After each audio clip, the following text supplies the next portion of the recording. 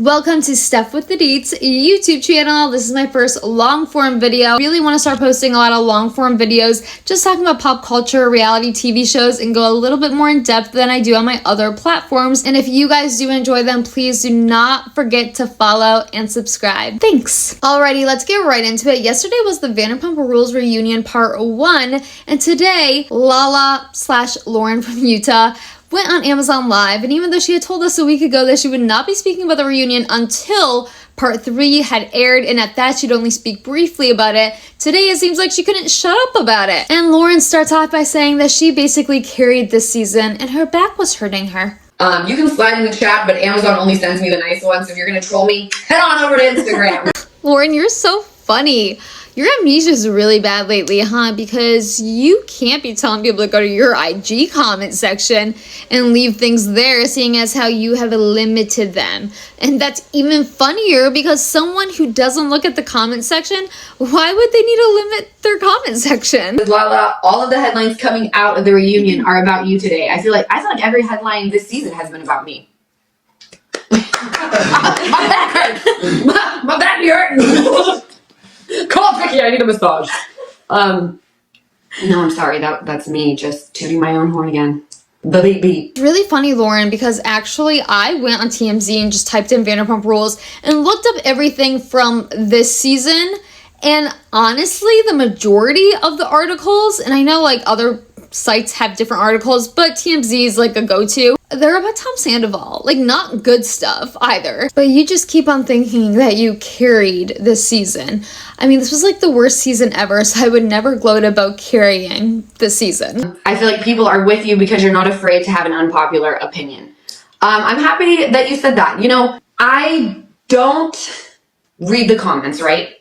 But I'm not living under a rock or in a cave.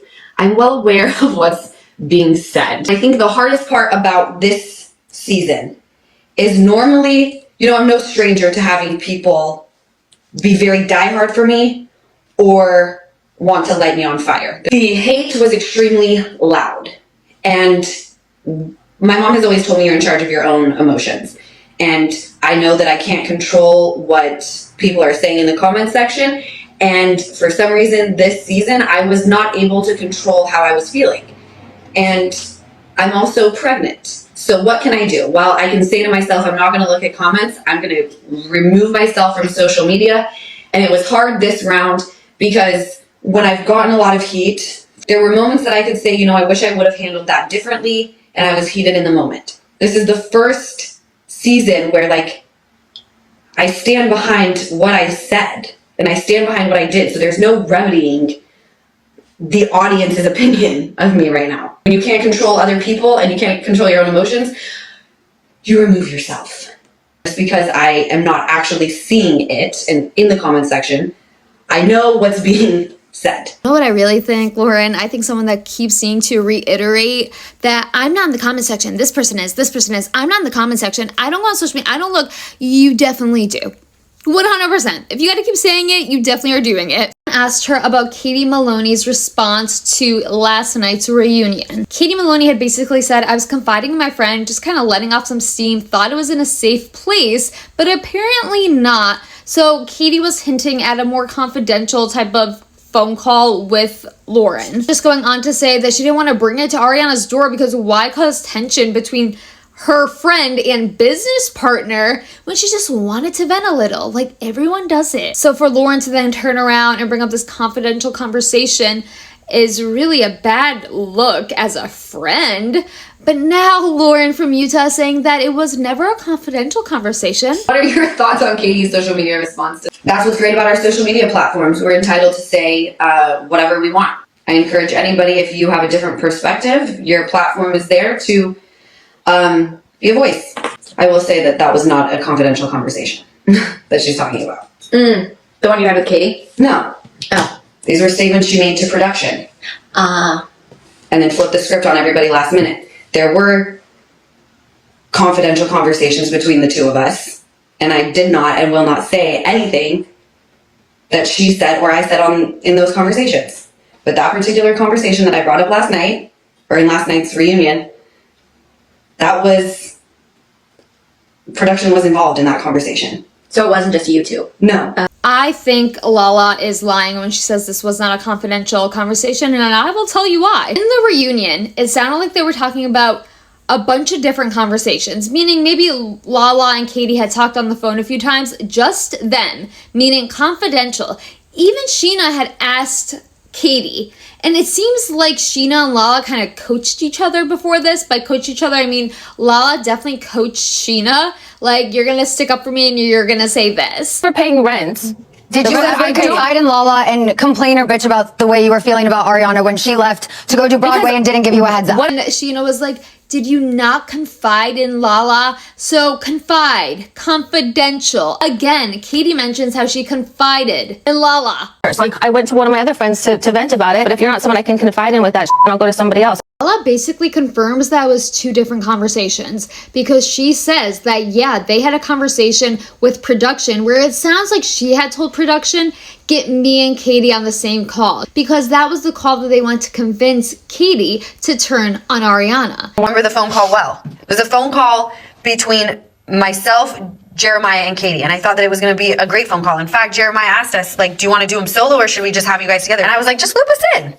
Like, that's my bitch. And it was, You, Lala. yeah, it was very intense. She was accusing me of, like, not, like, being something, and it was almost like something having to do with us, but I don't remember exactly what it was pertaining to.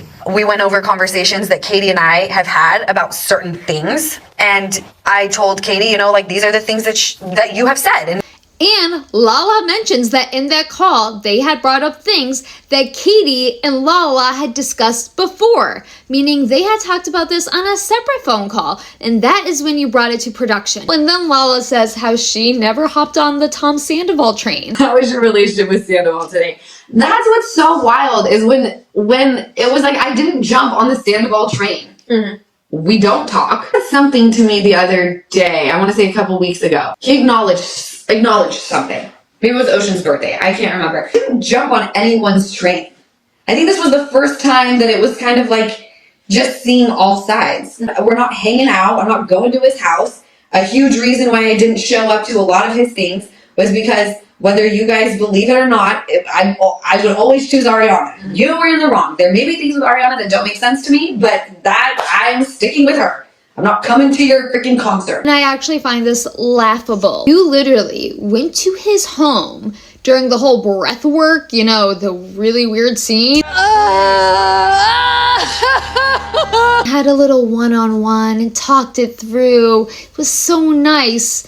And throughout the season, you would bash Ariana. This is just a little reminder of how you did not hop on the Sandoval train this season. Tomorrow's his birthday. And today, Anne was like, hey, he wants to have a party here tomorrow.